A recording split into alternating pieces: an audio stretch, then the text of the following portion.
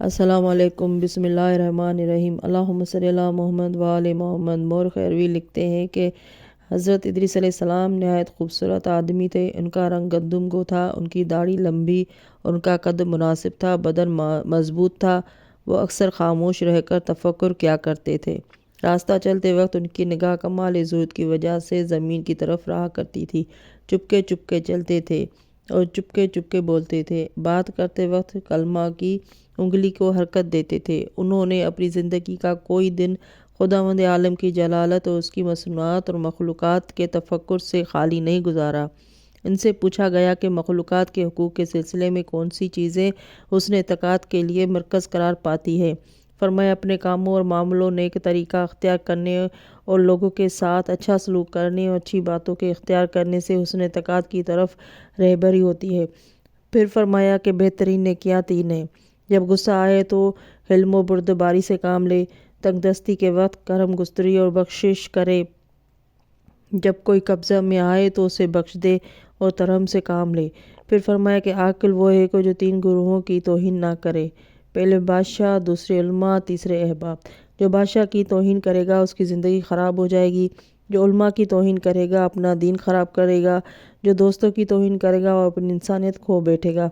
پھر فرمایا کہ عاقل کو چاہیے کہ حکمت کا طالب رہے، مصیبت پر صبر کرے، جتنا بلند مرتبہ ہو اتنا ہی جھکے اور خاکسار رہے، کسی کے عیب پر سرزنش نہ کرے، کثرت مال پر غرور نہ کرے، عاقل اور احمق کو احمق سمجھے، ایسے مقام پر قیام کرے جس مقام پر سخت گیر بادشاہ ہو، قاضی عادل ہو، طبیب ماہر ہو اور نہر جاری ہو۔ مورخین اور محدثین کا ارشاد ہے کہ حضرت ادریس علیہ السلام نے اس مقصد کے لیے کہ خدا کی حق عبادت کیوں کر ادا کی جائے، اپنی قوم کو خصوصی دعوت دے کر اس میں سے 1000 کی تعداد میں سے 100 کو منتخب کیا، اور پھر ان میں سے 70 کا انتخاب کیا، پھر ان میں سے 10 کا انتخاب کیا، پھر ان میں سے 7 کا انتخاب کیا، پھر ان سے کہا کہ ہم دعا کرتے ہیں خدا سے کہ وہ ہم کو یہ بتا دے کہ ایسی عبادت کیوں کر کی جا سکتی ہے جو حق ہے عبادت کا، اور تم لوگ آمین کہو۔ اس کے بعد لوگوں نے زمین پر ہاتھ رکھ کر دعا کی، کوئی جواب نہ ملا۔ پھر آسمان کی طرف ہاتھ اٹھا کر دعا کی تو خدا نے بذریعہ وحی انہیں حق عبادت بتا دیا۔ یہی وجہ ہے کہ ان کی عبادت اس درجہ کی ہو گئی تھی کہ تمام ملائکہ حیران تھے۔ بہت سے ملک ان کی زیارت اور ملاقات کو آسمان سے آنے لگے تھے۔ ایک روایت میں ہے کہ یہی کثرت عبادت ان کے آسمان پر جانے کا سبب قرار پائی۔ کسی روایت میں ہے کہ خداوند عالم نے ایک ملک کو کسی وجہ سے مغضوب کر دیا تھا، اس کے بالوں پر جلا کر اسے زمین پر ڈال دیا تھا۔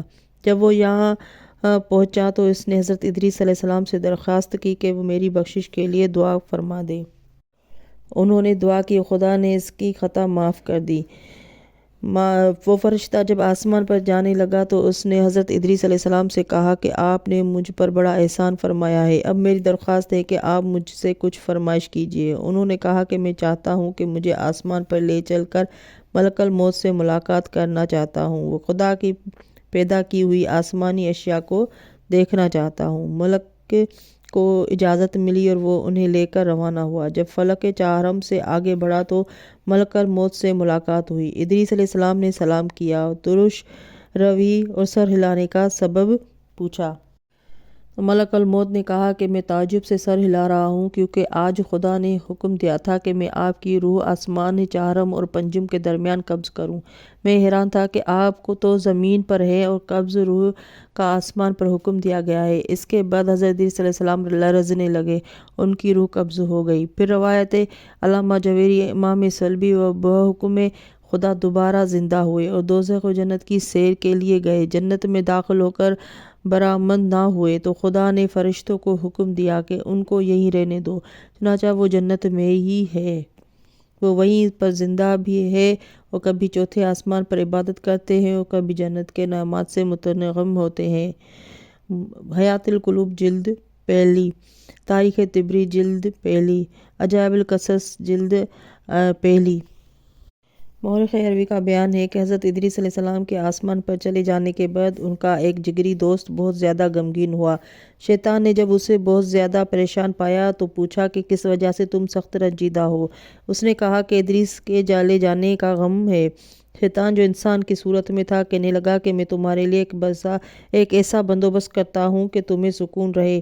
اس نے اسے رائے کا خیر مقدم کیا۔ شیطان نے فوراً جناب ادریس علیہ السلام کی شکل کا ایک بت بنا دیا اور کہا کہ اسے اپنے گھر میں چھپا کر رکھ لو، جب زیادہ دل گھبرائے تو اس سے تسلی حاصل کرو۔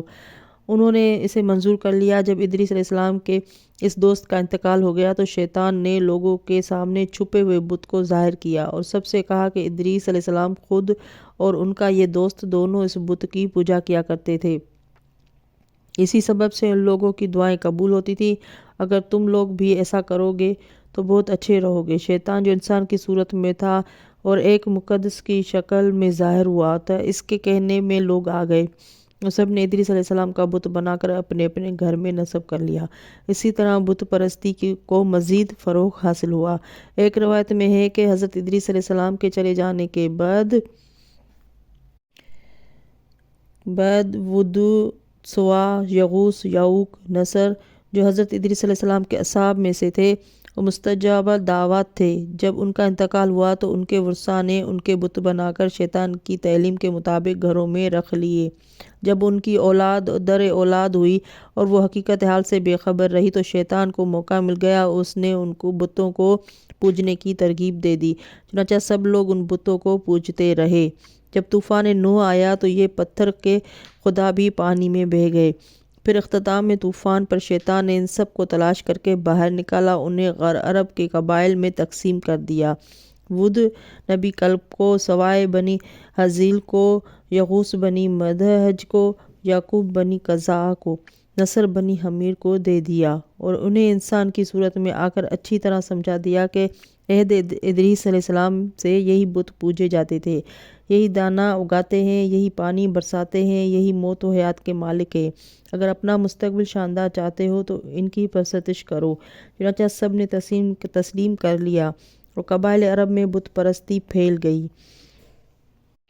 ایک روایت میں ہے کہ حضرت ادریس علیہ السلام کے آسمان پر چلے جانے کے بعد ان کے تمام امت گمراہ ہو گئی۔ الیعقوبی سے معلوم ہوتا ہے کہ ادریس علیہ السلام کے بعد عام گمراہی کی وجہ سے عذاب کا نزول ہوا تھا۔ اللہم صلی علی محمد و آل محمد۔ ویڈیو اچھی لگے تو سبسکرائب کر لیں اور چینل کا آئیکن کا بٹن دبا دیں۔ اگلی ویڈیو کے لیے اللہ حافظ۔